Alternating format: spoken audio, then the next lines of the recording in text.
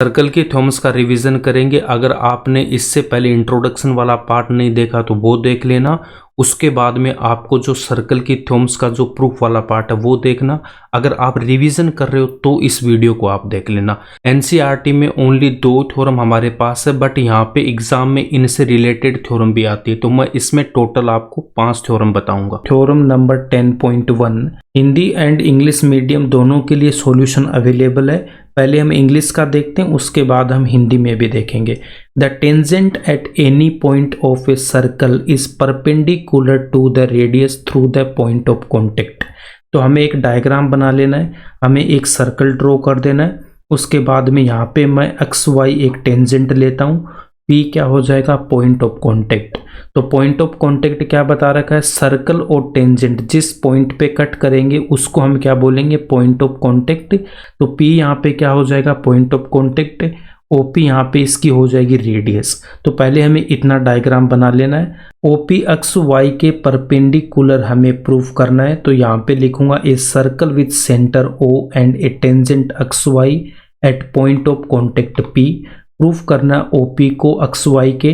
Construction में लिखूंगा take a point Q on X Y other than P and join O Q.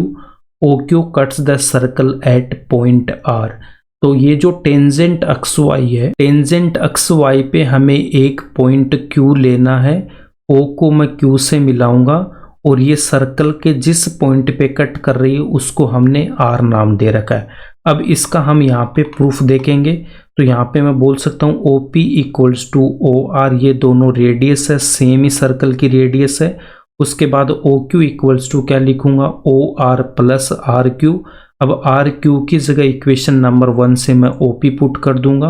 अब यहाँ पे देख सकते हो कि ओ पी है वो रेडियस है, ओ आर भी इसकी रेडियस है।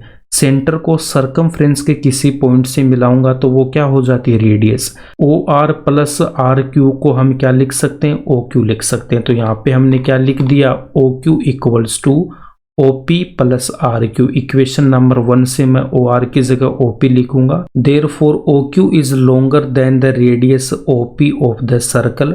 आप देख सकते हो ओ पी में आर क्यू एड करने पे ओ क्यू के इक्वल है। इसका मतलब ओ क्यू है वो ओ पी से क्या हो जाएगी, बड़ी हो जाएगी। तो O Q greater than O P. This happens for every point on the line X Y except the point P. तो आप देख सकते हो पॉइंट पी को छोड़ के अगर मैं कोई भी पॉइंट इस टेंजेंट एक्स वाई पे लूंगा तो वो सारे के सारे क्या हो जाएंगे, ओ पी से बड़े ही होंगे। ठीक है, तो यहाँ पे हमने ये स्टेटमेंट लिख दिया। अब इससे मैं क्या लिख सकता हूँ कि OP है वो लेस देन हो जाएगा किसके, OQ के, वो लेस देन हो जाएगा। इसका रीजन क्या लिख देंगे, OP is the shortest of all the distances of the point O to the points of XY। तो XY पे जितने भी पॉइंट है उन सब में जो OP है वो सबसे क्या, शॉर्टेस्ट डिस्टेंस है। और शॉर्टेस्ट डिस्टेंस होती है वो क्या होती है, परपेंडिकुलर होती है। Therefore OP is perpendicular to XY। तो यहाँ से मैं लिख सकता हूँ OP है वो XY के परपेंडिकुलर। Hence proved. एग्जाम में बस इतना ही लिखना है। इसके बाद में हिंदी वाले देख सकते हो, वर्त के किसी बिंदु पर स्पर्श रेखा स्पर्श बिंदु से जाने वाली त्रिज्या पर लंब होती है। तो यहाँ पे OP त्रिज्या है, XY स्पर्श रेखा है, यहाँ पे पॉइंट P लेंगे। OP है वो इस XY के परपेंडिकुलर हमें या लंबवत हमें प्रूफ करना है। तो बिंदु O वर्त का केंद्र है तथा XY बिंदु P पर एक स्पर्श रेखा है। उसके बाद यहाँ पे एक पॉइंट मैं Q लूंगा, O को Q से मिलाऊंगा और सर्कल को ये जिस पॉइंट पे कट कर रही है उसको हम R बोल देंगे। सिद्ध क्या करना है कि OP है वो परपेंडिकुलर XY के। रचना में क्या लिखेंगे, स्पर्श रेखा XY पर एक अन्य बिंदु Q लिया, O तथा Q को मिलाया।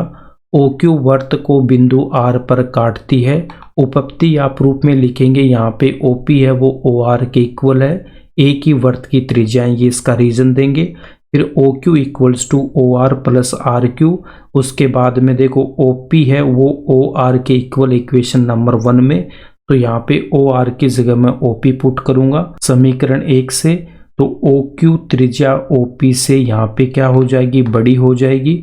तो O Q greater than O P, क्योंकि ये बिंदु पी के अतिरिक्त एक्स वाई के प्रत्येक बिंदु के लिए सत्य, क्या सत्य कि जो ओ क्यू है वो ग्रेटर देन है ओ पी से, मतलब ओ पी है वो लेस देन ही आएगा, वो सबसे छोटी आएगी। तो इसी स्टेप को मैं ऐसे भी लिख सकता हूँ कि O P less than O Q. देख सकते हो कि ओ क्यू यहाँ पे बड़ा, तो यहाँ पे भी हमने ओ क्यू को बड़ा ही लिखा, इसी को रीअरेंज किया है। ओपी बिंदु ओ से एक्स वाई के अन्य बिंदुओं की न्यूनतम दूरी है, और जो न्यूनतम दूरी होती है वो क्या होती है, लंब होती है। तो यहाँ पे लिखेंगे ओपी एक्स वाई पे लंब है, ओपी एक्स वाई के परपेंडिकुलर हो जाएगा, यही हमें प्रूव करना था। अब इसका जो रिवर्स वाला स्टेटमेंट है, a line drawn through the end points of a radius and perpendicular to its is a tangent to the circle. वह रेखा जो त्रिज्या के एक छोर बिंदु से होकर जाती है और इस पर त्रिज्या लंब है, वर्त की स्पर्श रेखा होती है। तो हमें यहाँ पे सेम डायग्राम यहाँ पे बनाना है, और यहाँ पे लिखेंगे a circle with centre O and रेडियस आर, लाइन वाई पी एक्स, यहाँ पे ये लाइन है इस बार, तो line Y P X is perpendicular to O P where O P is the radius. O P यहाँ पे इसकी क्या रेडियस, हमें प्रूफ क्या करना कि X Y is tangent at P. Construction में लिखेंगे take a point Q on line X Y other than P and join O Q. उसके बाद में प्रूफ में क्या लिख देना, देखो ओ पी एक्स वाई के परपेंडिकुलर गिवन है, इसका मतलब ये जो एक्स वाई यहाँ पे लाइन है और ओ पी इसके परपेंडिकुलर है, तो जो ओ पी है वो लेस देन क्या हो जाएगा, ओ क्यू हो जाएगा। लेस देन ओ क्यू क्यों हो जाएगा, जो परपेंडिकुलर होता है वो शॉर्टेस्ट डिस्टेंस होता है, और क्यू है वो इस लाइन पे पॉइंट है, क्यू इस लाइन पे पॉइंट है, तो ये जो ओ पी है वो ओ क्यू से क्या हो जाएगा, ओ क्यू से लेस देन हो जाएगा, यही हमने यहाँ पे लिखा है। Distance of point from A line is the shortest distance between any point on the line and the given point. तो यहाँ से मैं क्या लिख सकता हूँ, यहाँ से मैं ये स्टेप लिखूंगा कि ओ क्यू है वो ग्रेटर देन है ओ पी से, मतलब इसी को हमने रीअरेंज कर दिया। Point Q lies outside the circle, इसका मतलब क्या है, देखो पॉइंट पी है वो सर्कल की सरकमफ्रेंस पे, पॉइंट पी सर्कल की सरकमफ्रेंस पे, अगर पॉइंट क्यू सर्कल की सरकमफ्रेंस पे होता तो वो ओपी के इक्वल होता, अगर ये सर्कल के अंदर होता तो ये क्या हो जाता, ओपी से लेस देन होता। बट यहाँ पे ये जो ओ क्यू है वो ओ पी से ज़्यादा आ रहा है, इसका मतलब जो क्यू पॉइंट है वो सर्कल की सरकमफ्रेंस पे नहीं होगा और ना ही वो सर्कल के अंदर होगा, इसका मतलब वो कहाँ पे होगा, इस सर्कल के बाहर कहीं पे भी हो सकता है, ठीक है। इसका मतलब जो पॉइंट क्यू है वो क्या सर्कल से बाहर है, तो वही हमने यहाँ पे लिखा है। Therefore every point on X Y other than P lies outside the circle. Point P भी लाइन एक्स वाई पे है, तो यहाँ से आप देख सकते हो कि पी के अलावा जितने भी पॉइंट होंगे इस लाइन एक्स वाई पे वो सारे के सारे क्या होंगे, सर्कल से बाहर होंगे। तो यहाँ पे लिखेंगे this implies that X Y meets the circle at point P, तो ओनली एक ऐसा पॉइंट पी है जहाँ पे ये एक्स वाई है वो सर्कल से मिल रही है, इसका मतलब ओनली एक कॉमन पॉइंट है। देखो इसका मतलब सर्कल एंड वो जो लाइन एक्स वाई में उसमें ओनली वन पॉइंट कॉमन है, तो एक्स वाई इसकी क्या हो जाएगी, टेंजेंट हो जाएगी। Hence X Y is tangent to the given circle at point P. यहाँ पे आप देख सकते हो जितने भी पॉइंट मैं यहाँ पे लूंगा इस लाइन एक्स वाई पे वो सारे के सारे ओपी से क्या आएंगे, ज़्यादा ही आएंगे। देख सकते हो जितने भी पॉइंट है वो सारे के सारे क्या ओपी से ज़्यादा ही आएंगे। इसका मतलब ये है कि P एक ऐसा पॉइंट है इस लाइन एक्स वाई वाला जो इस सर्कल के ऊपर है, तो ये जो P पॉइंट है वो लाइन एंड सर्कल में क्या हो गया, कॉमन हो गया, तो ओनली वन पॉइंट कॉमन है, तो ये जो लाइन एक्स वाई है वो क्या बन जाएगी, इसकी टेंजेंट बन जाएगी। अब हिंदी में हम क्या लिख सकते हैं इसको कि बिंदु O वर्त का केंद्र तथा R वर्त की त्रिज्या OP के लंबवत एक रेखा वाई पी एक्स खींची। एक्स वाई बिंदु P पर स्पर्श रेखा, ये हमें सिद्ध करना है। रेखा एक्स वाई पर एक अन्य बिंदु Q लेंगे, O तथा Q को हम मिलाएंगे। उपपत्ति में क्या लिख देंगे कि OP है वो एक्स वाई के परपेंडिकुलर गिवन है, इसका मतलब OP क्या हो जाएगी, शॉर्टेस्ट डिस्टेंस होगी, तो OP क्या लेस देन होगी OQ से, क्यों होगी, Q इस लाइन पे है और P भी इस लाइन पे, तो OP अगर एक्स वाई के परपेंडिकुलर है, OP शॉर्टेस्ट डिस्टेंस होगी तो OP OQ से क्या हो जाएगी, लेस देन हो जाएगी। किसी बिंदु से किसी रेखा पर लंब दूरी न्यूनतम होती है। इसी स्टेप को हम रीअरेंज करके क्या लिख देंगे, OQ ग्रेटर देन OP।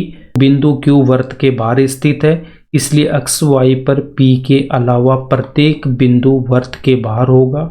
इसका तात्पर्य ये है कि अक्ष Y वर्त से बिंदु P पर मिलती है, अतः अक्ष Y बिंदु P पर दिए गए वर्त की एक स्पर्श रेखा है। अब यहाँ पे देख सकते हो ये जो लाइन आपके पास में अक्ष Y गिवन है, इस पे ये पॉइंट P है, तो OP यहाँ पे इसकी रेडियस है।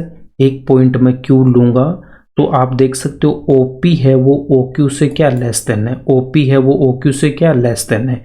अब उसके बाद में जितने भी पॉइंट मैं इस लाइन पे लूंगा वो सारे के सारे OP से क्या आएंगे, ज़्यादा आएंगे। क्यों आएंगे, OP हमें परपेंडिकुलर यहाँ पे गिवन है कि इस पर त्रिज्या लंब है, तो त्रिज्या जब इस लाइन पे लंब है तो OP सबसे शॉर्टेस्ट डिस्टेंस होगी, न्यूनतम दूरी होगी। तो जितने भी पॉइंट इस लाइन अक्ष Y पे होंगे वो सारे के सारे क्या है, सर्कल से बाहर हो जाएंगे। ठीक है, तो सर्कल से सारे के सारे पॉइंट बाहर हो गए और ये जो OP है इस पे परपेंडिकुलर शॉर्टेस्ट डिस्टेंस है। इसका मतलब इस लाइन और इस सर्कल में ओनली एक पॉइंट P है, कॉमन है, तो ये लाइन इसकी क्या हो जाएगी, टेंजेंट हो जाएगी। वही हमने यहाँ पे लिखा है। अब इसके बाद में हम थ्योरम 10.2 पे चलते हैं। The lengths of tangents drawn from an external point to a circle are equal. बाह्य बिंदु से वृत्त पर खींची गई स्पर्श रेखाओं की लंबाई बराबर होती है, बट एग्जाम में आपको इस टाइप से वो प्रॉब्लम देगा। तो यहाँ पे तीनों पार्ट को हम एक ही बार में सोल्व कर लेंगे। तो फर्स्ट वाला मेथड क्या है, एक पॉइंट P बाहर लूंगा, यहाँ से मैं एक टेंजेंट बनाऊंगा। ये टेंजेंट सर्कल को जिस पॉइंट पे कट कर रही है पॉइंट A यहाँ पे पॉइंट ऑफ कॉन्टेक्ट होगा।